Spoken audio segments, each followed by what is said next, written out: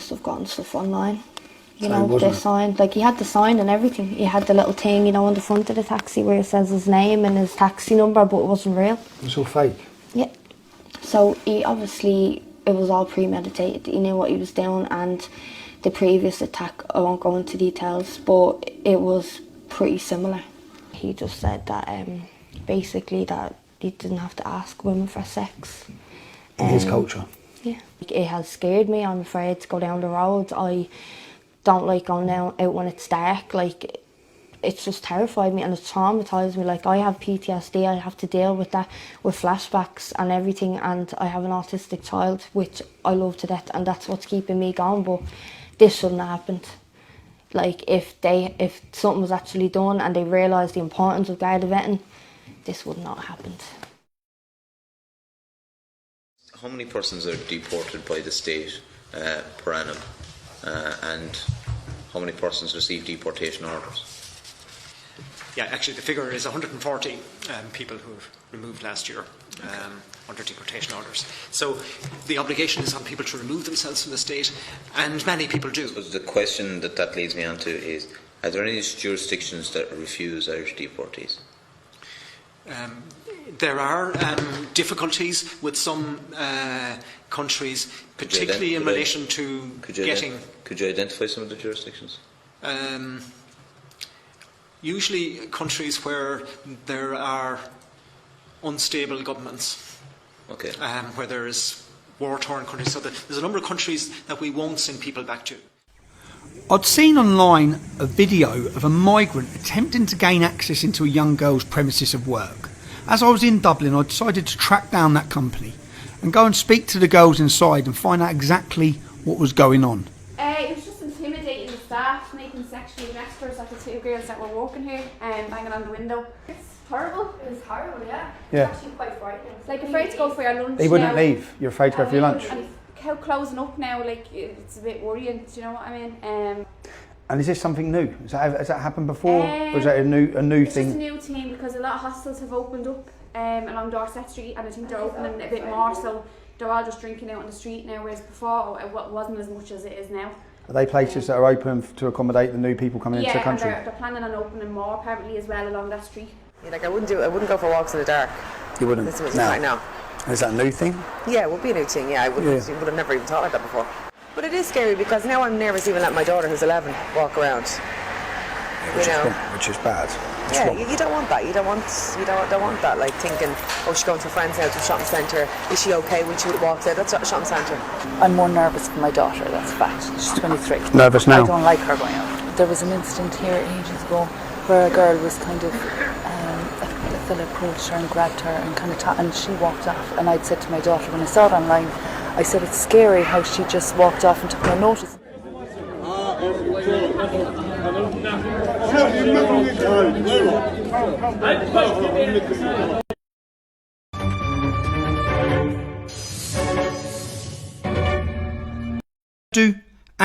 Was he a taxi driver? Got petrified for the... Let my daughter, who's 11, walk around.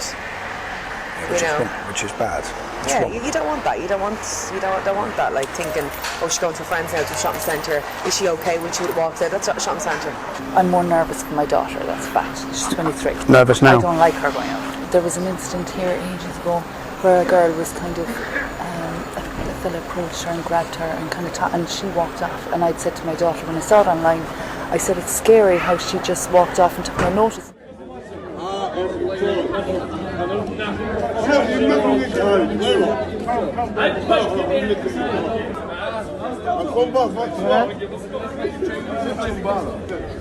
Watching over there. Yeah, I've already got him. I fucking got him.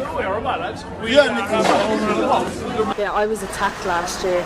You was? I was, in town, but that case is still going on. Like, I was bad, left in hospital and all that. And the night that he attacked me and him, he was also charged on something else as well. He attacked other people as well? Is he in jail? No. No. Just random attack? For no reason at all. And I'd still be wary. Like, I'm going into town tonight and I'm bleeding, anxiety through the roof, thinking about going into town tonight. As women were leading these demonstrations on the streets, I also come across 2 videos of them confronting their politicians. Hi Michael, can I ask you a question? Yeah. What do you think about the people sleeping on the streets of Ireland in Dublin city centre? Terrible indeed. Awful. Awful. And what are you going to do about it? Are you going to do anything about it? No, my question comes first. Could you please tell me what you're going to do about the people sleeping on the streets of Ireland? Yeah. You're building houses to flood the country with refugees. That's more than welcome into Ireland. More than welcome. But don't leave your own on the streets dying, for God's sake. Do something for them. Michael, you're a disgrace to the Irish people. You won't even answer your questions.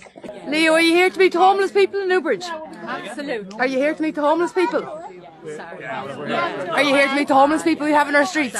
No? We're not here to meet the homeless people, no? You're an absolute disgrace to this country, do you know that? A disgrace to this country. You're no teacher to any Irish person. I'm sorry, we're not allowed to talk the truth, no? Thank you very much. We're not allowed to talk the truth in this country. He's a disgrace. You're not a teacher in this country. You're an absolute disgrace, my man. 11,000 Irish homeless we have in this country. 11,000 Irish homeless. Are you actually standing and protecting this man?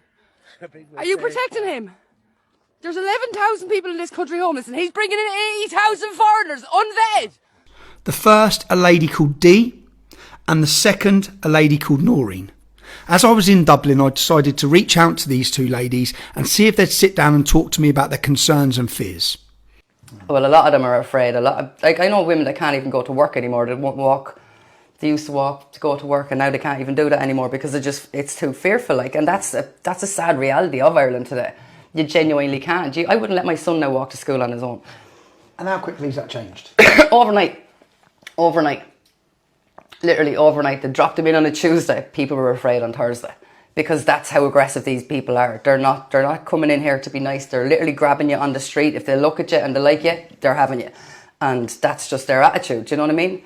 They're scared, Tommy.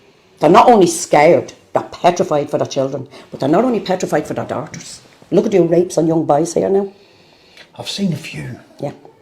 I've seen one case. I've seen 2 in Dublin. I've seen a man running naked down the street after being raped. That was in Pear Street. That was in the city centre. Hey, sir! What's wrong? Sir, you need help. Come here. Come here. What's wrong? Come here. What's wrong? I was raped. What? The story behind that, what we all know, we only know from the video. Now, I know a woman that lives down there in the flats, and she says to me, Day, don't let the mainstream media tell you anything other than that it's true. And it is true, she said. He has been silenced. So what's happening here, Tommy, is the guard. Now, you heard from Noreen. Who were the perpetrators in that rape? The perpetrators was 3 non-nationals. 3 non-nationals? 3 non-nationals. I've seen another case. They gang raped him. I've seen another case of 2 non-nationals raping another boy. Yeah. But I've seen in Belfast, there's been an 8-year-old male. But you see the way the story went around that that man walking his dog that was raped by the 3 of them and held overnight. Well, he wasn't held overnight, he was held captive. I've just found out that wasn't a man, it was a 14-year-old boy. And what's happening here in Ireland is the victims of these rapes. Now, as I said, they're not just worried about their daughters. People are now worried about their sons. They're not looking